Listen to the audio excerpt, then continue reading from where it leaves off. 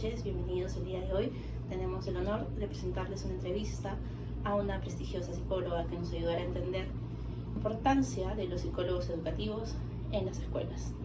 Para esto tenemos a la psicóloga Alessandra Mariña de la institución educativa Santa Ana de los Jardines. Junto a ella, a lo largo de esta entrevista, vamos a entender sus funciones diarias, los objetivos y, lo más importante, la motivación por la cual decidió el camino de la psicología educativa. Por ello queremos conocer qué hace que su trabajo sea tan especial y cómo ayuda a moldear la educación a futuro. Gracias, espero que les guste la entrevista. A continuación, mi compañera Pia. Buenas tardes. Para empezar, quiero presentarme. Soy Pierina Noemí Manino Ruiz, de la carrera de Psicología del cuarto ciclo. Estoy cursando la carrera de Psicología del cuarto ciclo de la Universidad Científica del Sur. Y para empezar, quería darles las gracias por su tiempo y el espacio que me está brindando para poder hacer esta entrevista. ¿Me dice su nombre, por favor? Ok, soy Alessandra Mariña. Ya, muchas gracias.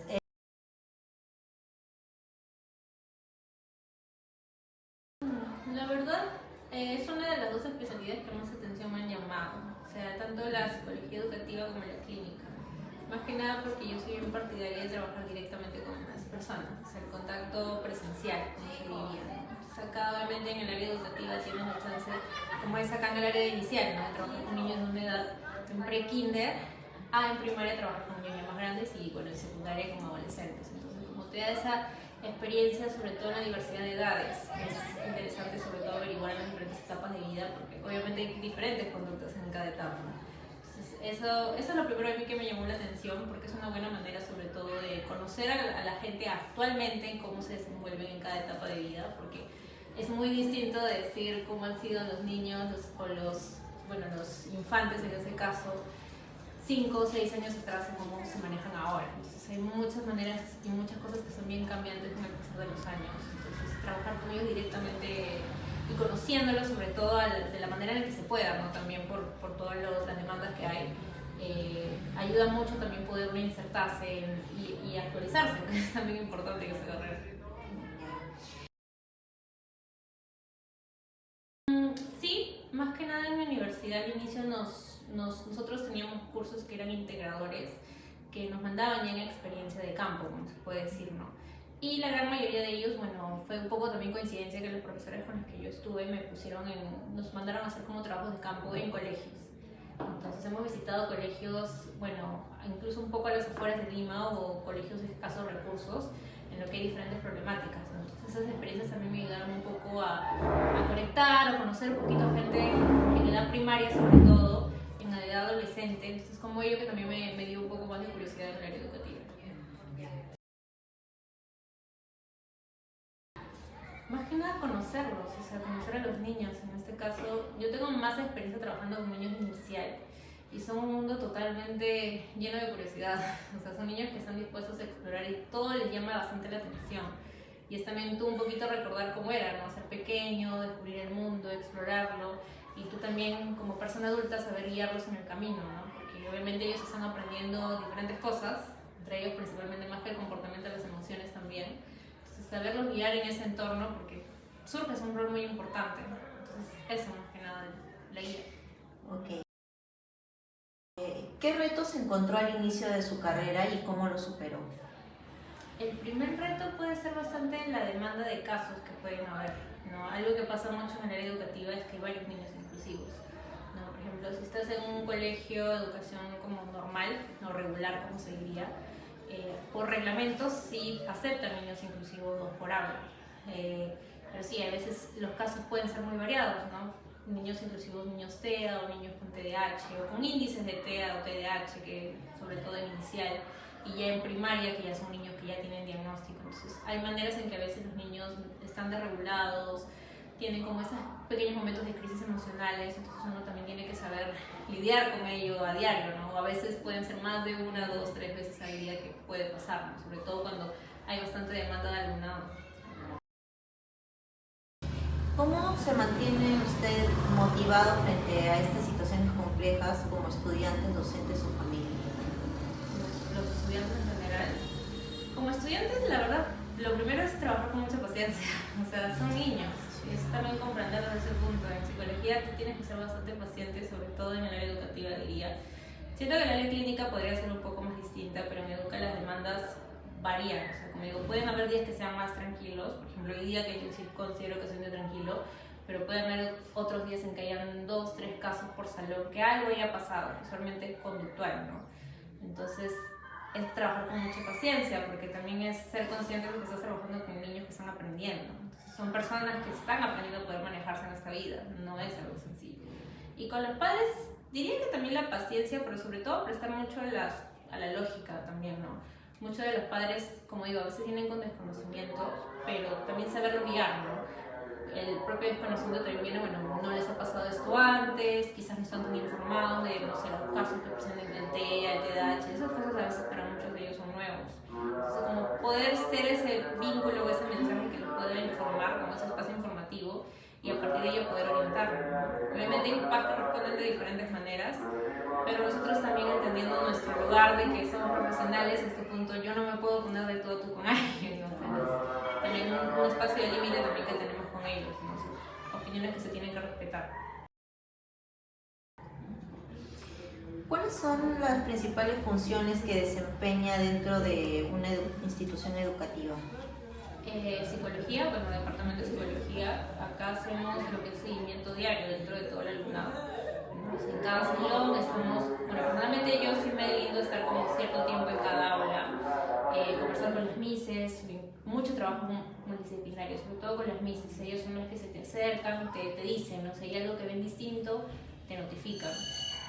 Trabajo también, nosotros acá hacemos talleres mensuales con los niños, hay ciertos temas que también destacamos que son importantes de trabajar con ellos, son talleres breves, pero como informativos, un poco dinámicos también de acuerdo a su edad. Hacemos informes mensuales también, obviamente varían en la extensión porque no es netamente un informe clínico, pero son informes que ayudan un poco a orientar a los papás cómo han estado desempeñándose primer, segundo, tercer trimestre, ¿sí? Y las escuelas para padres. ¿Cómo interviene en los procesos de aprendizaje de los estudiantes? En aprendizaje, con bastante trabajo con las mises sobre todo, porque ellas son quienes se manejan en términos de aprendizaje netamente, pueden identificar mucho cuando hay un niño que tiene, por ejemplo, puede haber dificultad de lenguaje, dificultad de comprensión o articulación incluso, ¿no? O niños que, por ejemplo, que tienen características de TDAH, que se distraen muy rápido y no están enfocados en la clase. Entonces ahí trabajamos mucho con las profesoras. Netamente, desde el área educativa yo sí considero que es muy difícil poder citar niño por niño y poder enfocarme netamente en solo trabajar en él y seguir ese proceso como en el tiempo, ¿no? Porque eso ya considero que es o sea, podemos citarlos y ver cómo ha sido su avance y todo, y conocer también un poco como todo el detrás también, ¿no? Cómo es el ambiente donde ellos estudian, cómo es el ambiente de casa, un poco eso, pero siento que netamente el trabajo para que haya un cambio mucho más notorio y oportuno sobre todo, sí siento que es algo que es netamente más clínico, ¿no? Es un apoyo externo que nosotros, si lo reflejamos en un niño, lo vamos a recomendar totalmente.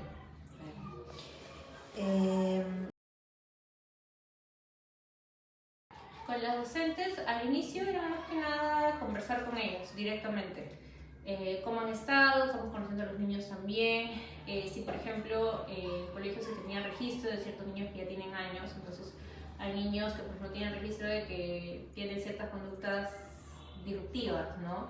O que se dispersan muy rápido, o hay niños que por bueno, las propias características que tienen características TEA.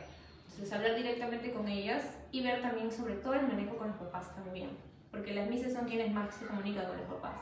Entonces con ellos yo les pregunto más directamente, ¿no? Cómo son los papás, si los más receptivos, los más entendibles, como yo también cuando los conozca poder tener un acercamiento variado con ellos, porque cada papá es distinto.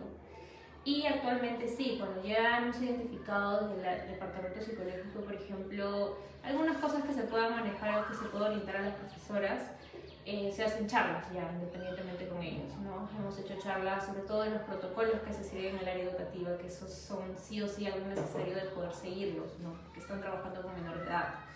Y también ya temas destinados a trastornos del neurodesarrollo, ¿no? Como el TEA, el TDAH, las conductas, algo conductual simplemente. Considero que es importante porque acá siempre, en Educa, siempre fomentamos que el trabajo sea la docente, el departamento psicológico y los papás, ¿no? Bueno, y el niño también ahí incluido, si se puede decir. Porque al final nosotros como departamento psicológico servimos de fundamento también para las propias profesoras, ¿no? Incluso muchos papás a veces, como digo, se cierran un poco a ciertos posibles diagnósticos por desinformación, desconocimiento. Entonces a veces cuando el mensaje viene directamente de las profesoras, puede que no necesiten una base más fuerte, o sea, necesitan alguien que refuerce las opiniones de ellos. Entonces para eso estamos nosotros, ¿no? Cuando ya son casos que, por ejemplo, no netamente se ha visto muy reforzado por la maestra, ya organizamos, como se dice, una reunión junto con la maestra y conmigo, ¿no? Entonces ahí el papá y como que podemos conversar y describir distintos puntos, ¿no? También detallando las etapas de vida en las que estamos. Es muy distinto hablar de niños de 2 años a niños de 5 años, ¿no? Entonces es también eso. Primero, la observación. O sea, la observación es un punto principal, sobre todo en Educa, y porque es, o sea, lo que más tenemos, ¿no? Ahorita tenemos un horario fijo en el que compartimos con los niños, entonces es la observación. Si vemos, por ejemplo, que en cierto tiempo, en ciertos días, el niño viene cambiado, como que viene más triste, más bajoneado, o caso contrario, vienen más alegres o, por ejemplo, más directivos. Hay niños que al inicio eran súper tranquilos, actualmente ahorita vienen de las vacaciones y nadie sabe qué les ha pasado. Entonces ahí cuando ya ocurren esas señales, las mises obviamente también se dan cuenta y nos notifican. Entonces nosotros ahí entramos para cerciorar y luego dijimos situación inmediatamente con los papás, porque obviamente algo ha pasado, o sea, no, o pueden haber mucho tipo, algo que se presenta en los estilos de crianza o cambios en casa, que siendo niños pequeños son las cosas que más les afecta sobre todo. Bueno, de por sí nos mandamos del decreto de ley, ¿no? O sea, el Minedo de por sí ya tiene un decreto de que tienen que haber 2 niños inclusivos. Sí siento que a veces, por ejemplo, ya los niños vienen con ciertos, o sea, con ciertas, como se dice, señales o sintomatología, pero digamos donde los traen no los notifican. Entonces, muchas veces, y algo que específicamente ha pasado este año es que a veces no hay mucha demanda, ¿no?, de niños inclusivos. Pero nosotros desde el primer momento, sí, actualmente lo que hacemos es, tenemos ya una conversación previa con los papás. Por ejemplo, hay un niño que está previo a ser matriculado y nosotros tenemos que conocer al niño, conocer a los papás. Y ahí nosotros, ya por el tiempo que tenemos trabajando en esto, ver si el niño tiene alguna señal de problema de neurodesarrollo, ¿no?, TEA, TDAH más que nada, y notificarlo a la misma. Pero en este caso hay aulas también que cuentan con 0 niños inclusivos, que parte propio de los que es el decreto de ley, y ya, normal, ¿no? Los niños pueden entrar, obviamente con la debida notificación a las profesoras, y bueno, parte también del trabajo de docencia es trabajar con niños inclusivos, entonces guiarlos en ese camino también, ¿no?